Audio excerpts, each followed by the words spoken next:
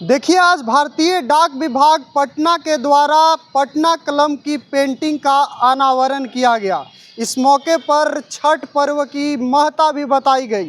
क्या कुछ कह रहे हैं जो चीफ हैं भारतीय डाक विभाग पटना के अनिल कुमार, उनकी बातों को सुनिए।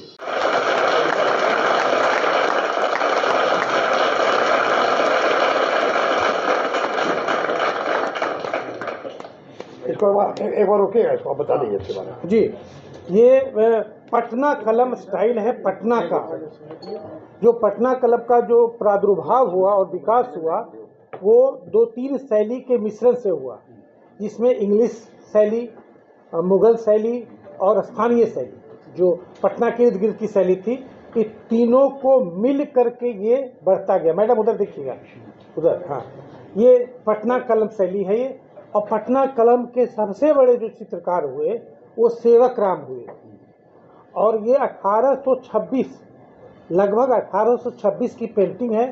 उस समय के सबसे बड़े जो चित्रकार थे सेवक राम जी, उनकी पेंटिंग है।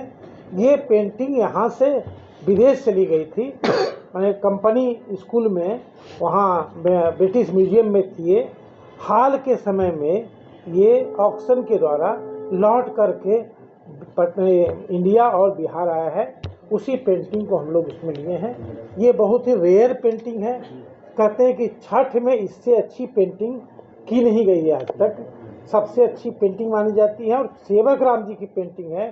दो बात महत्वपूर्ण है। तीसरी बड़ी सबसे बड़ी बात महत्वपूर्ण है कि छठ का तो ये है ही स्पेशल कवर, ये पटना कलम का भी स्पेशल कवर है, क्योंकि पटना कलम में भी सबसे अच्छी पेंटिंग इसी को मानी जाती है, पटना कलम की। पटना कलम में जो रोज़मर्रे की ज़िंदगी है उस पर पेंटिंग्स बनाई जाती है। तो रोज़मर्रे की ज़िंदगी में जैसे कोई कपड़ा साफ कर रहा है, कोई सिलाई कर रहा है, कोई बढ़ी काम कर रहा है, कोई खेती कर रहा है, कोई खाना बना रहा है, कोई बच्चे को खिला रहा है या खाना खिला रहा है, वो सब पेंटिंग होती है। ये बहुत ही बृहद पेंटिंग है जो छठ की पेंटिंग है। इतनी चीज़ों को एक साथ दर्शाया गया है, इसलिए ये सिर्फ छठ का तो है ही है स्पेशल कवर, ये साथ साथ में ये पटना कलम का भी स्पेशल कवर है। और पटना कलम के साथ साथ सेवक राम जी का जो काम है उसका भी स्पेशल कवर है। तो ये मल्टीपुल महत्व है इस स्पेशल कवर का, जो विशेष आवरण है इसका। इस कवर को हम लोगों को जो शेयर करने में प्रदीप जैन साहब का, बेसिकली ये प्रदीप जैन साहब की ही पेंटिंग है। इन्हीं के द्वारा अभी इस पेंटिंग को जो नीलामी में जो लिया गया है आज की तारीख में, ये प्रदीप जैन साहब के पास है। और उन्होंने हम लोग से ये शेयर किया है। आप लोग जानते होंगे कि छठ का मगध क्षेत्र से क्या है, मगध क्षेत्र से शुरुआत हुआ। और अधिकतर जो टेम्पल्स हैं, जैसे देवार्क है, देव में है, अंगारी में है, उलार में है, पंडारक में है, हड़िया में है, राजगीर में है, बड़गांव में है। तो अधिकतर जो अच्छा जितना भी सूर्य का मंदिर है वो करीब सारे के सारे यही हैं, मगध में हैं। और छठ का 3 जो है मैथोलॉजिकल रीजन है। एक है जब सीता लौट कर आई थी वनवास से, राम और सीता लौट कर आए थे, तो उन्होंने ये दशहरा के समय लौटे थे ना, तो पहला बार जो दिवाली मनाया था, जैसे इस बार बहुत जोर शोर से दिवाली मनाया गया, लोग इसकी चर्चा कर रहे थे ना, कि अखबारों में आ रहा था।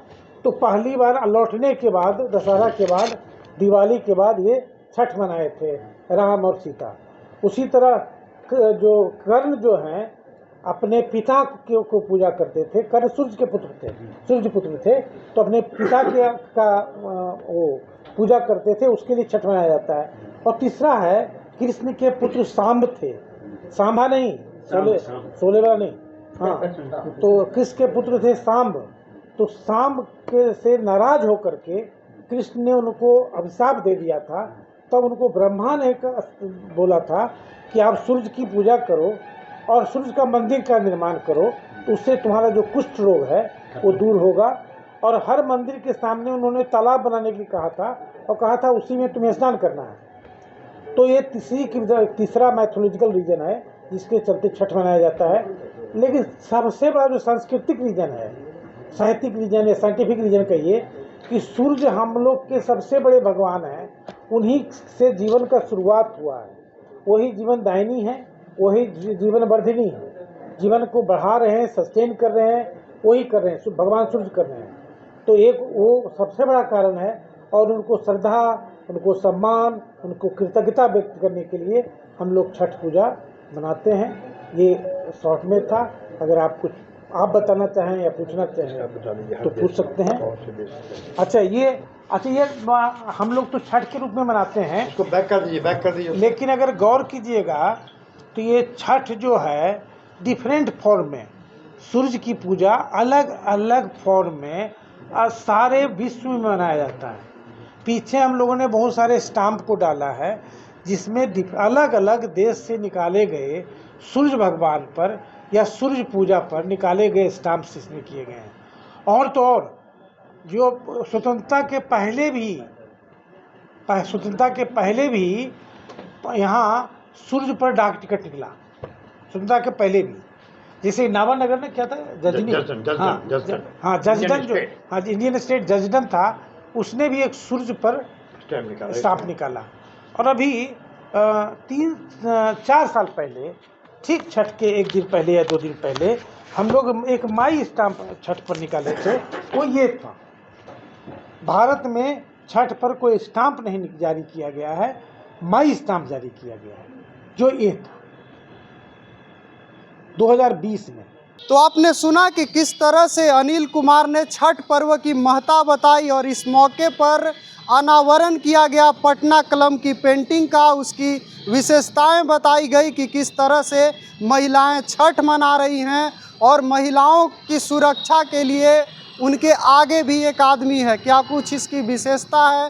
तमाम चीज़ों की जानकारी दी अनिल कुमार ने। बाद बाकी आपको कैसा लगा ये वीडियो कमेंट बॉक्स में ज़रूर बताइएगा। फिलहाल के लिए इतना ही, देखते रहिए द न्यूज़ हब।